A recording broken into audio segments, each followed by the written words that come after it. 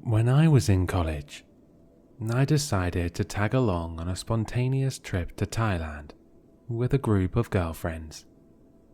Despite my fairly serious travel and flight anxiety, the idea of 10 days in gorgeous Phuket seemed like the experience of a lifetime, a memory that would stay with me forever. In a way, I was all too correct. The first few days were incredible, drinking fruity cocktails on private beaches, tasting the authentic Thai cuisine. And I won't lie, I may have had a bit too much fun in the bar scene. However, what I was really looking forward to was the excursion on the 5th day. A kayaking tour and booze cruise through the caves of Phang Nga Bay. The morning of the excursion, we all loaded up on beer and wine coolers and excitedly hopped on a bus towards the tour company. The boat was 3 stories, the food was exceptional, and the views were second to none. The 8 of us fried in the sun on the roof of the boat, taking pictures to post on Instagram and tossing empty bottles into bins. All anxiously awaiting what we all had decided would be the best part of the trip. The boat slowed down beside a massive array of cliffs, and we all began to search the flat mass of flat rocks for whatever cave we'd be entering. But we saw no opening. I asked one of the guides where the cave was, expecting a typical large tunnel to enter. Instead, he pointed to a small, maybe 3 foot tall and 7 feet wide, opening at the base of the cliff. My breath caught in my throat at the sight of it. I asked if maybe the tide was too high. There was no way we're going through that. I was met with a smile and a chuckle from the guide, who returned to preparing the kayaks. We all split into groups of 4, 2 girls and 1 guide per kayak, and loaded onto the yellow inflatable boats. I grabbed the arm of a girl who looked equally as nervous as I did, and asked if she'd like to go together. We quickly realized we were the only ones feeling the anxiety of such claustrophobia. We all settled in, armed only with bikinis, sunglasses, and a stranger with a paddle, and moved towards the first cave. My kayak led the pack, heading in first. The guide instructed us to lay flat on our backs to enter the cave. I laid my head on the legs of the girl behind me and struggled to breathe. We entered the mouth and were struck by a gorgeous opening, beyond tall enough for us to sit comfortably. The walls had a crystalline surface that was illuminated by the headlamp our guide aimed around. Stalactites clung from the ceiling high above us. The guide slapped the water, and hundreds of glittering blue spots filled the space next to us. Bioluminescent plankton illuminated the room like stars. Seeing the amount of space and intricate scenery, I began to relax. As we moved forward, the guide instructed us to lay back again. I looked forward and realized that we were entering a tight tunnel. My anxiety spiked. I've always been claustrophobic.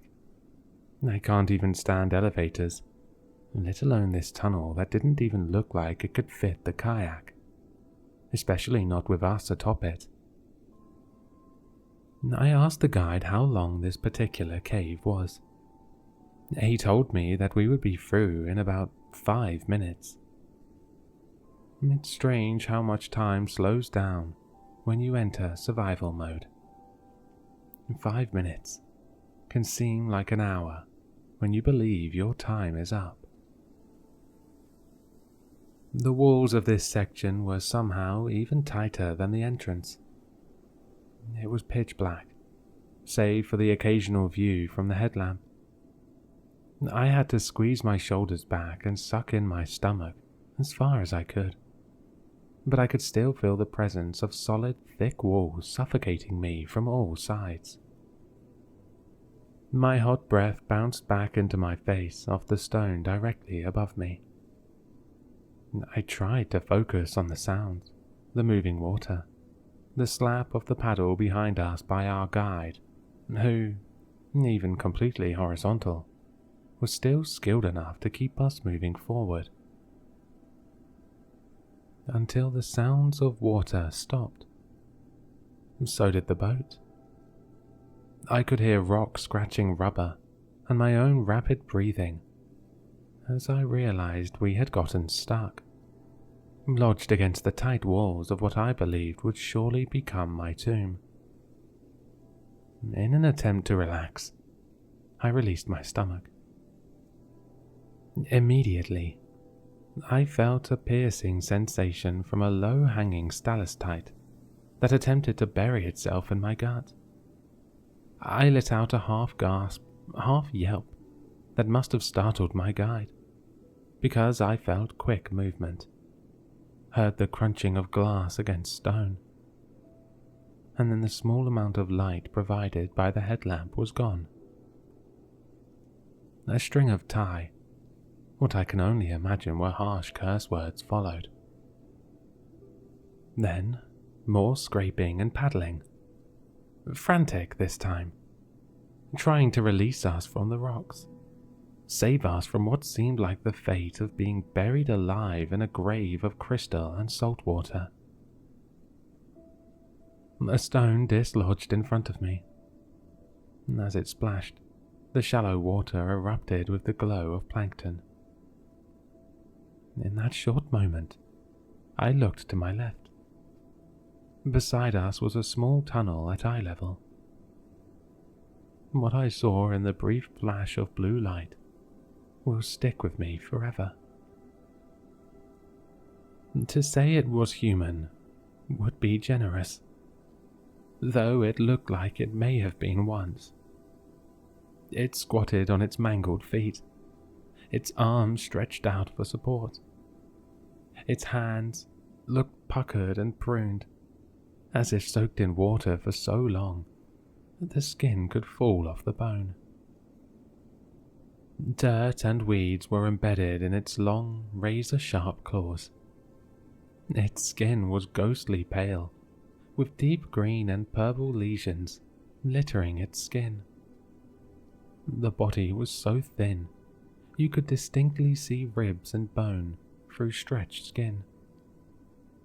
Dark, wet, matted hair hung low, covering most, but not all of its face. A face that will haunt me for a lifetime. The eyes were pure white, with no pupil, and cheeks so sunken it almost looked skeletal. It had no discernible nose, just a hole, as if cartilage had fallen off. I swear on my life, as I caught that glimpse, the thing smiled at me. As it did, it revealed a bloody mouth with yellow teeth like knives. The lack of lips led me to believe the creature may have chewed them off itself.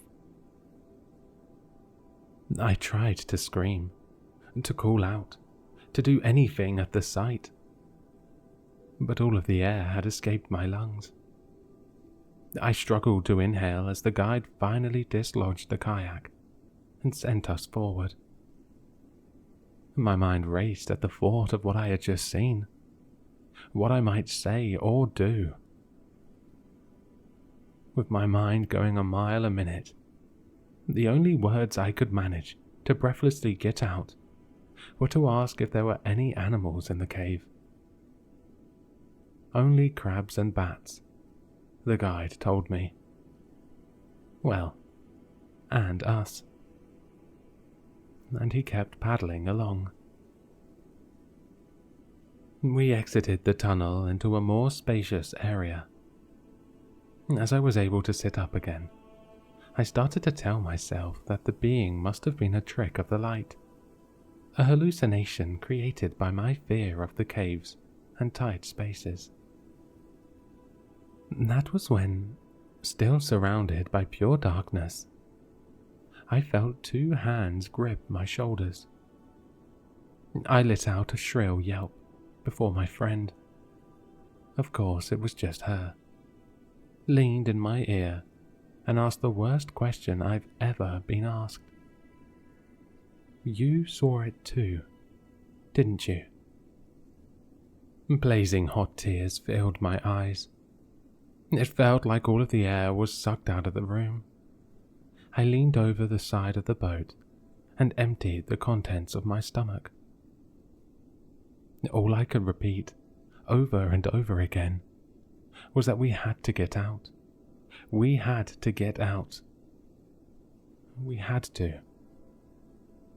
The guide, who must have mistaken my panic for claustrophobia, told us that the only way out was forward, and that we were halfway through. The cave was a perfect U-shape, in and out on the same cliffside. The guide began to turn us to the left, towards the exit. 2 minutes, 30 seconds, and a few tight spaces, and I'd be out. I'd be safe. I'd have another wine cooler to calm the nerves, and I would never think about this cave again. That's how it would be. That's how it had to be. We moved forward, out of the base of the U, into another small tunnel on the final stretch. Instinctively, I once again lay back and held my breath, making my body as small as possible through the small, smotheringly confined space. I sobbed silently to myself, wanting nothing more than to be back on the spacious boat on the gorgeous sea that I will never see the same again. We float for about 30 seconds more, and then once again, like clockwork, I hear the scraping of rubber and rock, feeling us stop our forward motion. A grotesque and distorted hissing noise fills the air, and I feel every hair on my body stand on end. I'm even more horrifyingly aware of how small the space is as the hairs on my arms stretched out to touch the walls that trapped me in my own personal hell. A bright light strikes the side of my face. I look over and see the headlamp of a guide from one of the kayaks that trailed behind us. The light finds us through a tunnel in the bend. The same tunnel where I saw that thing just minutes before. It all happens so quickly. There's a scream, and the loud pop of an inflatable kayak as my guide begins to scream at us. Don't look left. Whatever you do, don't look left. He's only a split second too late as I see the nightmarish abomination leap at the other kayak from the tunnel as the girls and guides scream for mercy. I shut my eyes as tight as I can, but there's no point. In an instant, the headlamp of the other guide goes dark. The only light illuminates from the glowing blue water of the startled plankton. The sounds seem to never end. The screams stop, but they are quickly replaced by thrashing and ripping. I hear the carving of skin, the crunching of bone through those razor-like fangs. The once happy laughs of my friends have been replaced by gurgling and sputtering, gasping for any last breath they can find. sounds that I will hear forever. Every time I close my eyes, every night while I try to escape to sleep that is riddled with nightmares. The hellish sounds fill the entire cave. And then silence. The loudest silence I have ever heard. And it was over. Including the guides, 12 of us entered that cave, but only 9 came out. The first 3 kayaks returned us safely to the boat as the guides returned to the cave, looking for our fallen friends. To no avail. After hours of searching and sobbing, the sun set, and we were forced to return to shore, silent, in shock. We gave our statements to the Thai police before returning to our hotel. For my own sanity, I lied and told them that I saw nothing. I couldn't retell what I saw and heard until now. I regret it every day. A proper search party was sent to the cave, but they found nothing. There were no answers, no signs, no indication that they were ever there. No sign of anything. For the safety of others, the cave has since been sealed. Forever their tomb.